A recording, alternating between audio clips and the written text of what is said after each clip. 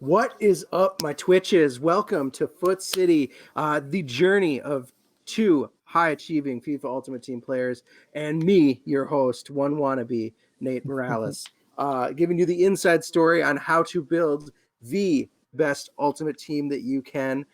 Joining me, as always, I'm honored to have Max Stiegwardt, Minneapolis City midfielder and captain, as well as we would call him a FIFA pro. Max, you're a veteran of many weekend leagues, and it's always nice to have you on the show to give us the inside scoop of how to be better at FIFA. Yeah, it's always great to be here as every week, every Thursday, and if I can't be on the field, got to be on the virtual field. So, pleasure to be here. Awesome. I am Nate Morales, the voice of Minneapolis City, the game day PA announcer, as well as co-host of the official podcast of Minneapolis City, The People's Pitch. So, Max, we've had 1 month of Ultimate Team competition in the books, and I have a big discussion topic for you today because it's something that's been on my mind as I've been playing Rivals, and that is, how has EA's elimination of fitness items affected your Ultimate Team approach? It's huge, right? It's been the best thing they could have done, I think, other than get new servers, but that's a different conversation for a different time. But yes, the elimination of fitness items has, one, it gives you more coins for sure, but two, it also just lets you, not have to do more steps before going into different games. You can just kind of get into another game and not have to worry about things like that. So do you think that it's part of the reason that kind of pacey teams and pacey players are shaping the meta? I think it definitely could be. I think, without the pace now, you see, a lot of teams, or with the fitness, you see a lot of teams kind of have an extra. Probably they said it would make you around 1 million coins depending on how much you play, because I know pros in general use a fitness item per game just to get max fitness every game. So if you think about it, they go for about 1,000 coins, especially on weekend league times. You're saving about 30,000 coins a weekend. You multiply that a couple times and it definitely adds up. But, I think seeing multiple different pace boosts, as you call it, definitely, I think, enhances the fitness aspect of it for sure. Interesting. So like long term, you're looking at it in like you won't have to spend money in the marketplace on squad fitness items. Correct. And I'm thinking more like I don't have to worry about like subbing any players out. Yeah. Like if, for instance, you got Dembele, you got Marshall on the field, and you've got your high pace wing backs maybe, and by the time they get pretty tired, it's like sometimes you want to last year you'd want to sub them out because maybe you can keep a little bit of fitness for the next game. This time you don't have to worry about that, so it's just like ride your horses until they're just into the ground, and they'll be back to 100% next game without having to stop. That's the way I've been thinking about it. But interesting that you're on the money side of things. Yep, absolutely. But no, I think that's a great point too. I think if you go into games with less fitness, obviously not having to use squad fitnesses, you're on full fitness every game, so you're making probably less subs than you'd have to. Yeah, I mean, definitely for me, at least the only time I'll make a sub lately is if I've got a tactical reason, right? I've got Nainggolan on my bench. I've got Odegaard on my bench, Central on my bench because they don't have the chem. They don't give me the 100 chemistry. But if I need, usually I end up subbing Nainggolan in at the half even, just because he's better than every other midfielder I have, and way better defender than every midfielder I have. So it's like, it's not like I'm saving any subs for when my guys get tired. One other thing I want to talk about, Max, is cosmetics, right? So this last weekend especially loaded with like squad building challenge and objective side quests, I'll call them, to customize your team, whether that's badges. They've got, now that your stadium can be customized fully, right? So there's all sorts of tifos and stadium themes and stand colors and crap like that you can collect. I'll tell you, I fell for the trap, man. For probably wasting some players in some squad building challenges. But I think the experience rewards of fulfilling some objectives that are a nice additional benefit to getting some of these things. Your thoughts on cosmetics, and what have you been using, or is it something you don't even focus on? Yeah, I think it's a cool addition. It's a more personalized. It's your ultimate team, so you kind of get to build what you want your stadium to look like, right? You can even put your own pitch patterns, which is insane. You can control crowd chants now, things like that. So I think it's incredible. Just the amount of customization you get to use to it. My like tifos and stuff, I'm using the Tiny Knights just because I think it's pretty cool. At college, we were the UCF Knights, so it's somewhat relatable to me. Instead of just using a random team's flag, it's a little more personable to me. So things like that, I think you can use to hone up your stadium and just your overall enjoyability of the game. Yeah, I'm a huge fan of the. I got my uniforms are the Trejo's tacos, so I got the Danny Trejo, pink kit Yep. with his face on it. But yeah, That's I liked funny. the Mad Science ones. I spent some time and collected those Mad Science themed things. There's a jack-o'-lantern one that I really liked, so I'm picking those up. But it's a nice break from just like the grind and the competition of rivals to think like you're going to be able to get something a little fun and a little extra for you. Oh yeah, that's the Mad Science away kit that I love. Right here, yep. With the with the goo and the beaker. I like that one a lot. I'm currently using the #United just because I'm a fan of their pro players. So I think it's a cool little kit. But color wise, I love the 11's esports ones. These ones are really, really cool, I think. Nice. But yeah. Oh yeah, I like that. Let's get to the action, man. So weekend leagues 2 and 3 in the books, I think, for you. By now you've got a few under your belt. So let's get to your results. What does your team look like, and how did it perform over the last couple weekends? So these are my upgrades I've made to the teams. I got the informed Joe Gomez instead of using what I had. I forgot what I had there before, but I got rid of Renato Sanchez and got Frankie de Jong. I think Renato right now is over 200K, so I had bought him for 80K. So I said he's an 82 rated. I'm letting him go, take the profit, and make some upgrades elsewhere. So yeah, right now I'm currently an Elite 2 player, so that's 25 wins. But still pushing for that 27. Need that verification before the end of the year. I'm hoping this is the weekend to do it. Picked up Mbappe about a week ago, and his return has been incredible. He's played 85 games for the club, 105 goals, and 61 assists. So there's no one like him. And then there's this Red Rashford, who's beautiful as well. 183 games, 180 goals, and 125 assists. So he kind of does it all as well. Now you've got remind me, because your formation here is set up with Rashford a little deep. Is this what you go? This is what you go into games with for your chem. But what do you switch to? Everyone on here is on 10 except for Mbappe's on 8 and Dembele here is on 7. But in game, I play the 4-2-2 like this. So I'll put Mbappe and Rashford up top, Dembele and Hazard out wide, De Jong and Valverde as my 2 CDMs, and then my back line stays the same. What does that? And so then, what do you set for some of your instructions? That means you're usually going to get 4 to 5 guys forward and maybe keep one of those midfielders back. Tactics wise, I used 4 width defensively just because it's a wide formation to begin with. So I like to keep it a little more compact, especially when you're defending. Depth, I go for a 6 depth. I play a little higher depth because I like to press teams a little higher than kind of sit back.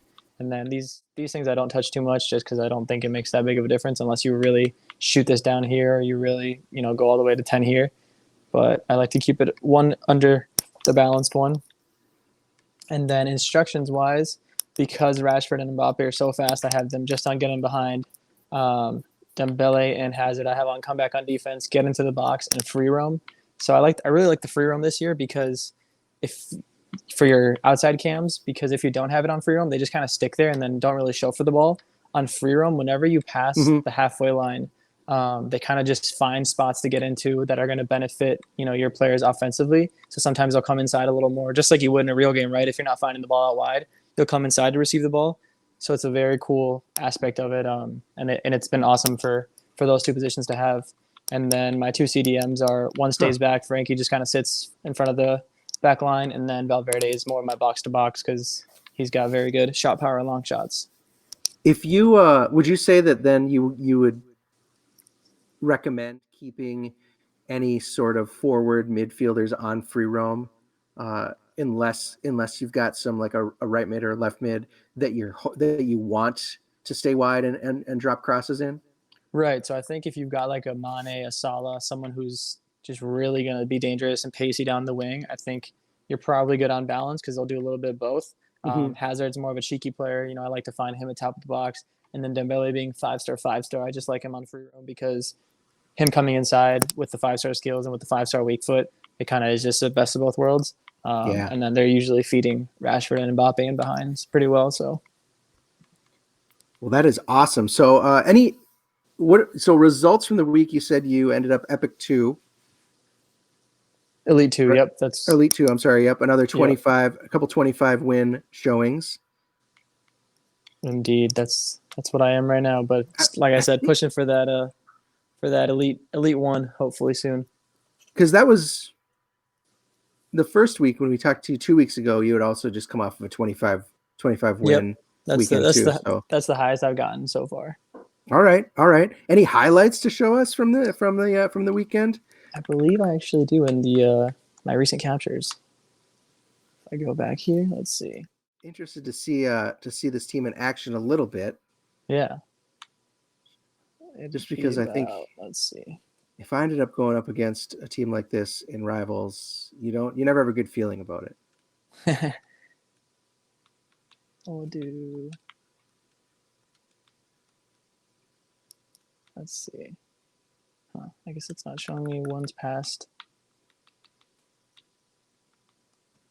4 days, I guess. We'll go back to the last one to see what we've got. I've got some pretty nice goals on here. This is 2 days ago. What did we do here? Like I said, Mbappe just running in behind. No one's catching him. And then a nice little cheeky chip over the top because his goalkeeper was caught out of position. You said a couple weeks ago, too, that the chip is kind of OP. Yeah, if you see the goalkeeper out of position, you want to definitely hold that LB1 button and go for it because they're not getting to it. Absolutely. Rashford here, just taking on the keeper, a little extra turn there just to make sure we finish it. The keeper was out, man. He was hoping for it all there, just running out. These are actually, let's see, 23 minutes ago. This was actually just in a game. Let's see what this one was about. Yeah, you were little 1-2 you were doing this during your pregame. Oh, that's nice. Yeah, and then like I said, keeper comes out a little bit. Look how far. Nice... I mean, he doesn't even have to be that far out. Yeah, like I said, L1 shots are pretty broken, as you can see. That is nice. Well, for me, Max. Yeah, what's this one here? We'll do one more. These guys, just a nice again, another keeper another guy that thinks his keeper is gonna be able to stop you. Oh yeah. Let's go. Let's put that up there again. Is this something you find? Is this something you find? Because that's like two of the 4 clips from these goals are keepers that are charging your oncoming player. Is that just because nothing better to do in that situation? Yeah, I think when you've got a breakaway like that and you've beaten the entire back line, I think, a lot of people just rush out with their goalkeeper to kind of maybe catch you off guard if you're trying to take a big touch or something. Sure. And sometimes, you'll get it wrong. So I think if you slow it down there, take a nice little ball roll, it usually ends up just having the keeper fly forward, running for a hot dog. So it's a good little move there to do. I love it. Well, no weekend league for me, just because I'm just getting into this FIFA Ultimate Team thing. But I'll tell you what, man, I got my grind on this week, maintaining my spot in, I think, Division 6. I had a gold 3 finish this week, which is pretty exciting. I'm up to 416 total champions points. So I will be in a weekend league by Christmas. This I promise you. There we go. I don't think I'll do very well, but that's all right. I mean, so say I win one game in a weekend league, is it worth it? What if I I think if I go 1 in 29?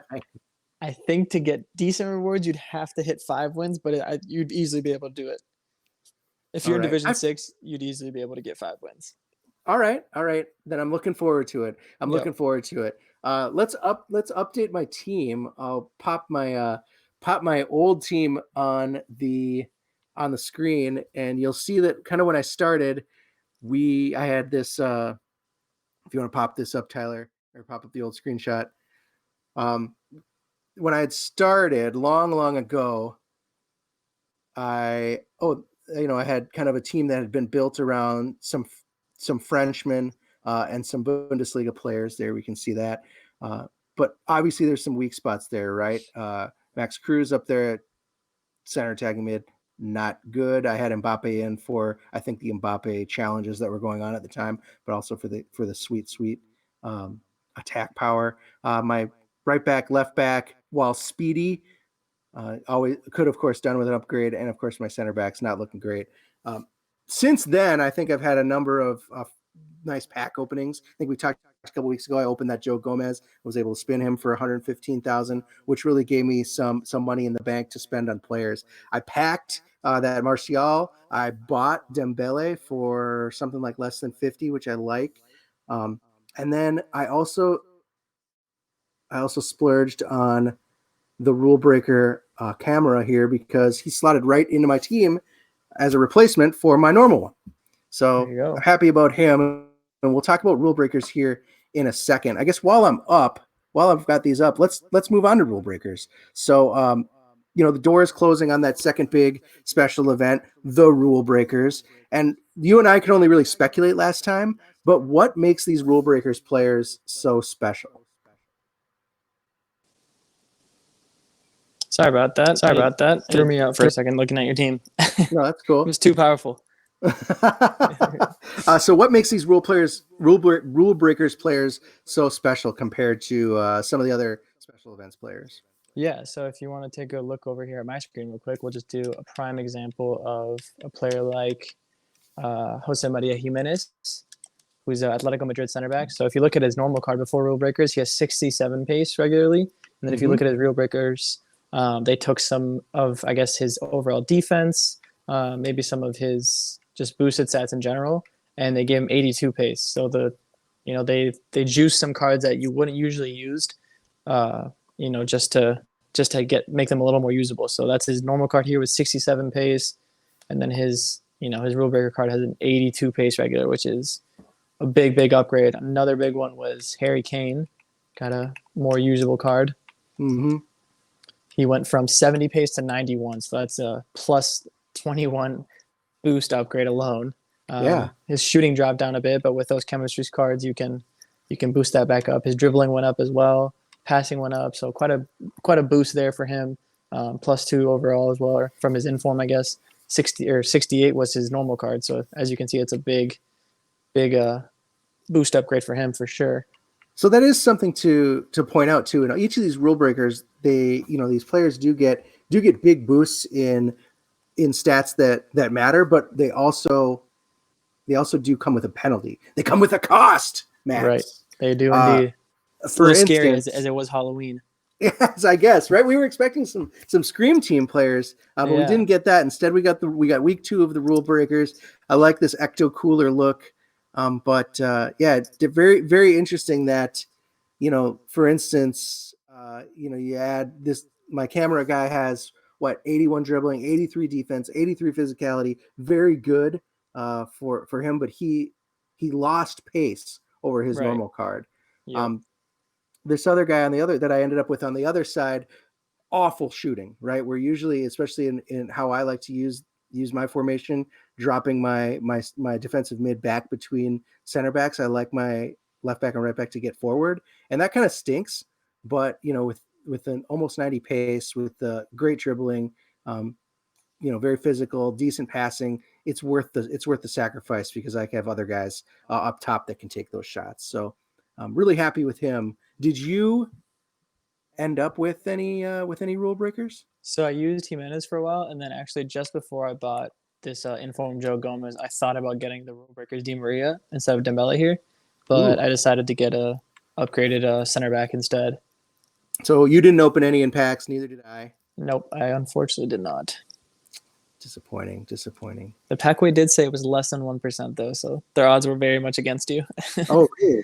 Yeah. So actually, if you guys didn't know this, if you're ever debating on opening packs, you can go to the store here, right? If there's promo packs or gold packs, if you click the right stick button down, it shows you the probabilities that you'll pack something. So if I opened up a premium gold pack right now, I have a 4.5% chance to get an 84 plus rated player, which is very low. Yeah, very, very low.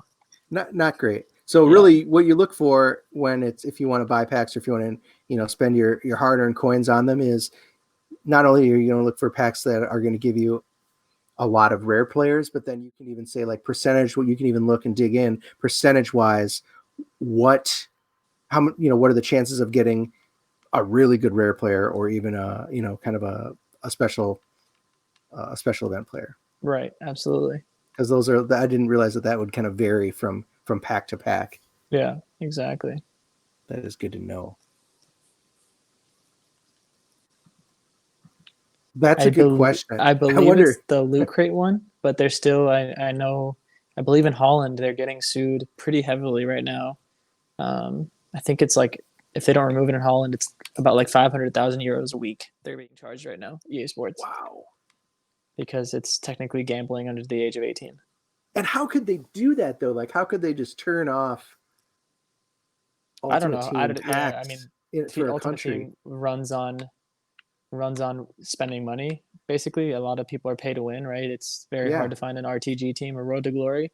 But I mean, right, if you don't have these packs, what do pros do? Like players that get paid, right? What do they do at the beginning of the game? Because they're paying thousands of dollars to just unload on FIFA points to get the best team possible as quick as possible. So, it would be very interesting look for a lot of players early on, kind of really having to grind it out. It'd be an interesting year for sure. I'd like to see it, but I don't know how well the game would do like going forward overall, That's wild. So Max, how would, last time when we got together, you had identified maybe that there were a few team of the week players or some ones to watch guys that you were targeting or that you went after, especially we talked about Renato Sanchez. Are there any chase players to keep an eye out on the transfer market when it comes to both team of the week this week or rule breakers as they go out of fashion? Yeah, so I think the time to buy rule breakers would have been either Tuesday or Wednesday yesterday. Because as they go out of packs now, especially in Weekend League, their prices are just going to start skyrocketing because they're not in supply anymore. And, some people might still want to buy them because they fit chemistry-wise on their team or they just want to use a team, right? They just got rewards today, so maybe they've got a little more coinage to buy one finally. But they're going to keep rising and rising and rising. I know a big example, we'll come back to the team of the week here, but a big example was Laporte, the Manchester City center back. I had used him for a bit. Then sold him, didn't like him too much, but he was at, I believe, like 450K, and now he's at no less than 500 or 490, I guess. So he went up about 40K since I had used him. Wow. And he'll continue to rise just because he's not in packs and there's low supply of him on the market. So 495 is the lowest I'm seeing. So you are looking at your coin total too. You're running with a pretty low coin total. Is that just because you like to make sure that your coins are tied up in players that you think are gonna rise in value, or you just went on a spending spree recently and now you gotta refill the coffers? So I just bought Gomez here for 410K. So he was a pretty big splurge. He's not in packs, and he was in the team of the week last week. I'm assuming he'll keep rising as well. Some people rate him more than Van Dijk. So I'd like to see him continue to go up in price, and then if I want to sell him eventually, I can. But he's just with 84 pace regularly with a shadow. He's at 90 acceleration, 97 sprint speed. He's just him and Varane back there. No one are really going to outpace them. So I thought I had to buy him to keep the backline safe. Sure. Because the attack looks pretty good right now. I think Neymar is going to be my next upgrade over Hazard, but we're a bit away from that. What is your, going back to your team really quick, Max, as I'm looking, Yeah. what is your approach um, to your, I guess, your chemistry items, right? You've got Hazard as a hunter, you've got Dembele as what it looks like finisher, Yep. uh, Mbappe as a Deadeye. Like, why those three for those guys? Yeah. So Deadeye for Mbappe's already got 96 pace overall. His acceleration, sprint speed, right? I +3. I don't think will make that big of a difference. So I Mm-hmm. want to max out his shooting as much as I can. Him being on 8 chem. So Deadeye is what does that for him. His dribbling is already insane. So a little bit of extra passing for him just to make sure we're combining well. And then Deadeye for him, his finishing, attacking, positioning, and finishing are at 98. Shot power is at 97. Long shots he won't really need because he's the guy that's really just in the box. Volleys is fine. PKs, again, he's not taking the PKs. So I'm really just trying to max out his attacking, positioning, finishing, and shot power. Those are the big three factors this year that I've learned. So as high as I can get those, the better, since he's up top. With Hazard here, he's at 88 pace regularly. He's a guy that plays down the wing or in the middle, so I want him to be as fast as he can. So he has 99 acceleration with 96 sprint speed with the Hunter. His passing is already good if you look at his short pass and long passes. His dribbling is insane. And then I want his shooting to be as maxed out as possible too. So he's on a Hunter. Dembele being off chem on 7. He's already got good enough pace. So I want his passing is okay. It's not the greatest, but with him being off chem, I want him to feel as responsive as possible, especially with being 5-star skill moves. So I gave him a finisher to boost up those agility, balance, dribbling, and then the finisher is also going to boost up his shooting. But he's a guy with his low stamina that comes off in about the 55th, 60th minute. And then I've got either an untradeable Sterling or Mahrez that comes on into the game to Mahrez with the 5-star skills, Sterling with the pace. So it's kind of depending on what I'm looking for. Will come on for him. Frankie and Valverde already both very, very fast center mids. Valverde looks very good overall, just base stats. So I gave him a shadow to increase that defending and give him pretty much 99 pace. Very, very good center mid. And then Frankie, very good dribbling, really good passing. He's not really going forward, so I don't mind his shooting. His physical is fine since he's got Valverde next to him. And then again, I want his defending and pace to be as high as possible. Yeah, you like that shadow. The shadow is also one of the more expensive ones, right? On the transfer market too, right? Yep. So they go for about 3K each, I think, this as of right now. Nice. So, yeah, that's true. Yeah. All right, man. So last week, or 2 times ago, you kind of tipped us off to the Renato Sanchez Player of the Week, who you said you sold for a good chunk of change as he went extinct, and then had kind of come back, and the demand is still super high for him. He was a player that you had pointed out we should target, and sure enough, you were right. Like, I think the week, I had tried to wait until after the weekend league for that. Yeah, here he is. I tried to wait till after the weekend league for this to pick him up, and he was gone on PS4, gone on Xbox. Really, really hard to find, and now here he is. Pushing 200,000 regularly. Who is the next Renato Sanchez in the Team of the Week players that you've seen come out lately? In the Team of the Week players, I'd say that Valverde. Valverde is a very similar card. I think you get less dribbling on Valverde, but Valverde is more of just a beast because he's bigger, stronger. He's gonna be faster regularly as well. So this one's a pretty expensive card as well, about 278,000. Obviously higher rated as well, but This Team of the Week one has been really, really good. But I think honestly for the value, I don't think you should be paying over 200K for Renato. When I had bought him at 80K, he was really good value, but I saw he skyrocketed, over doubled his price. So I was like, I have to sell him.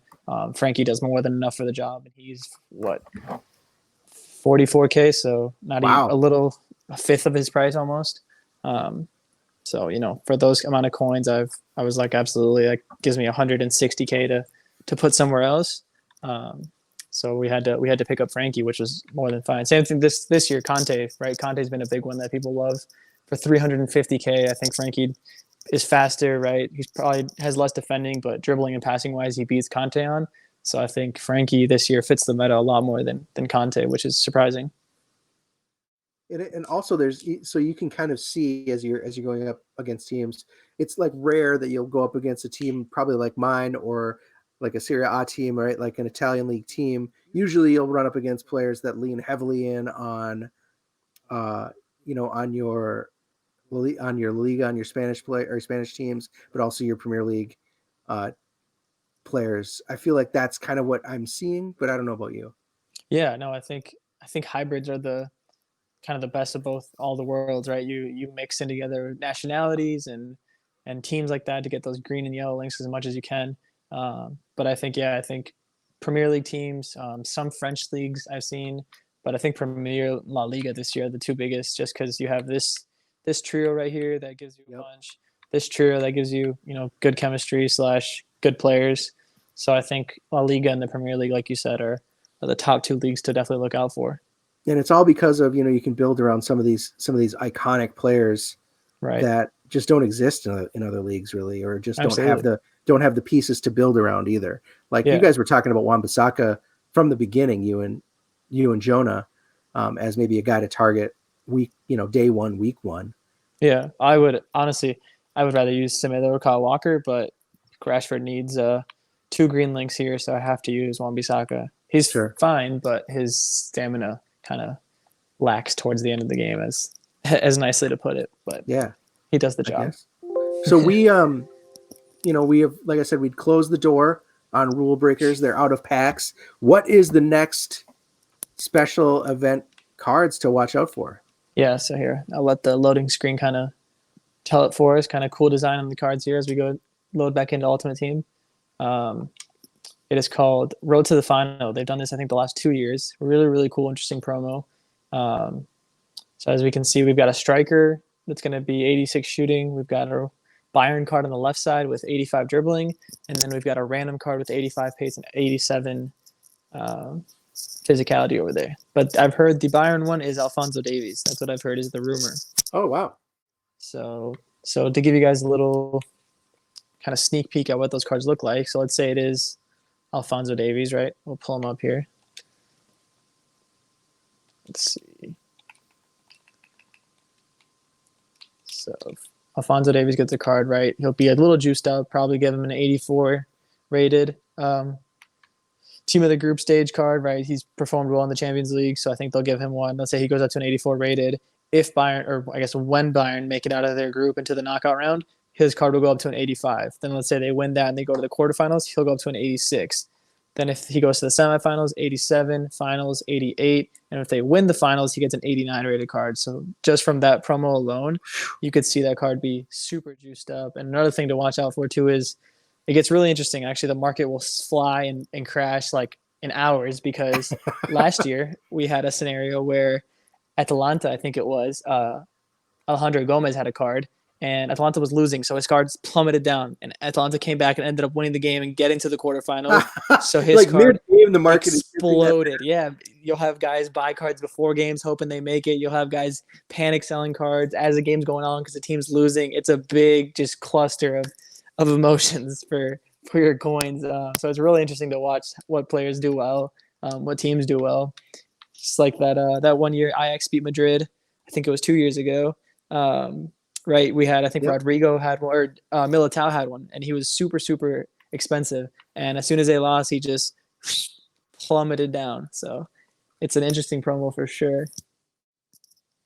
So thing to do maybe is when these cards launch, first of all, pray that you get something in your pack, but also it doesn't hurt to target maybe some of the lower rated ones that might be on teams that could make a run. Right. And speculate. Absolutely, yeah. It's probably a little longer investment just because the Champions League tends to hold out a little more. So I think if you've got the coins to invest like that, go for it. But I don't usually look to, just because I'm usually using the coins I get right away to update the team, unless I'm waiting for an upgrade somewhere else. All right. Well, I think that's going to do it for us this week, Max. We will be back in a couple weeks with more. We're going to have results of your weekend league. Hopefully Jonah will be able to join us. I know he was coaching tonight, couldn't make it. So all the best to him in his weekend league endeavors. Hopefully he's been racking up those players and that rating and that ranking. Absolutely.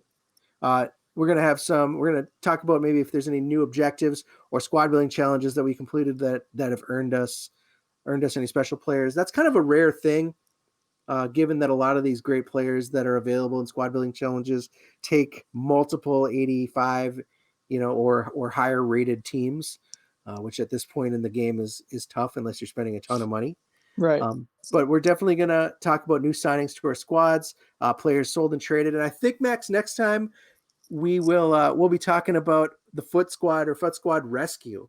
Let's do it. Let's do it. I think we'll launch it. I think right now I'm floundering. I stopped sharing my screen, but I'm floundering because I've got kind of a weak midfield, right? I'm kind of stuck on Tolisso and Nkunku, like 280 rated players in the midfield. They're serviceable, but I'm definitely looking for upgrades. And so I'm going to kick my squad to you guys and see what you think about improving it. What are the steps I should take? Who are the players I should be targeting? Maybe a couple investments or a couple of formation changes. Who knows what you guys are going to come up with? But that will be the first squad rescue, and then from then on, we're going to open it up to the people that are watching, right? To the Twitterverse and to the Twitchverse out there to submit their squads. If you're looking for maybe some formation and player suggestions to help improve your team, just take a screen grab and you'll end up sending it to us. So Max and Jonah, you're each going to choose one and maybe together put a concept squad together that'll help the player out. Start with me though, because I need help. And then I think absolutely. one thing I want to start thinking about too, Max, is cheap teams. I think we're deep enough in the Ultimate Team universe now where you can identify 100,000, a 200,000 coin team that can be competitive if maybe you're just getting started or getting started a little late in the Ultimate Team. I know John Bizworm was thinking about getting started in Ultimate Team, and a month behind is not a good place to be. So how do you get up to speed with only about 100 or 200,000 coins? I think you guys can offer some suggestions. So that'll be on the docket for next time. But for now, thank you so much, Max. Always great to have you. Thank you for having me. Thank you to our producer, Tyler. Awesome job as always. And we will see all of you guys in 2 weeks for the next episode of FUT City. Yes, sir. We'll see you guys soon.